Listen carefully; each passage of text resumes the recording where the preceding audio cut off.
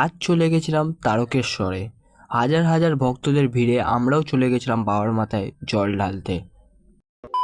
Hello everyone, ভিডিওর প্রথম clip দেখে বুঝেই গেছো আজ কোথায় যেতে চলেছি। আর ঘড়ির কাঁটায় বাজে এখন 1:45, আর এখন আমি ভিডিও শুরু করছি। বিকেলে চলে এসেছিলাম মাঠে, আর মাঠে এসে বাবার দর্শন করে নিয়েছিলাম। ঘরে এসে বরফের সেক দিচ্ছিলাম পায়ে, কারণ জানোই আমার পায়ে লাগা আছে। এসে দেখি বাঘ এখনো রেডি হয়নি, তো পুরোপুরি রেডি করে তারপরে বেরোবো আমরা। তারপরে আমরা বেরিয়ে গেছিলাম। আর দক্ষিণেশ্বরে এখানে রাস্তা দেখছো কি জঘন্য, যে এখান দিয়েই পায়ে লাগা শুরু হয়ে গেছিলো আমাদের। তারপরেই চলে এসলাম বারো মন্দিরে। আর বারো মন্দিরে এসে এই অ্যাঞ্জেলটাকে আমার চোখে পড়লো। দেখি যে পাচ্ছে হাতে কলসি ধরিয়ে চলে যাচ্ছে, খুবই কষ্টদায়ক।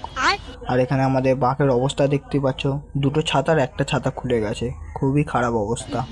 বারো মন্দিরে এখানে আমরা একটু ফুল আর ধূপ দেখিয়ে পুজো করে এলাম, আর বেরিয়ে পড়লাম তারকেশ্বরে।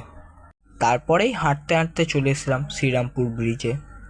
ব্রিজ টপকে সবাই পোলাও আর আলুর দম খাচ্ছিল, আর এইদিকে আমি লাড্ডু খাচ্ছি, কারণ আমার আগেই খাওয়া হয়ে গেছে আর তোমাদের দেখাতে ভুলে গেছি। তারপরে পায়ে মুভ লাগিয়ে নিচ্ছিলাম, কারণ একটু একটু ব্যথা করছিল তাই।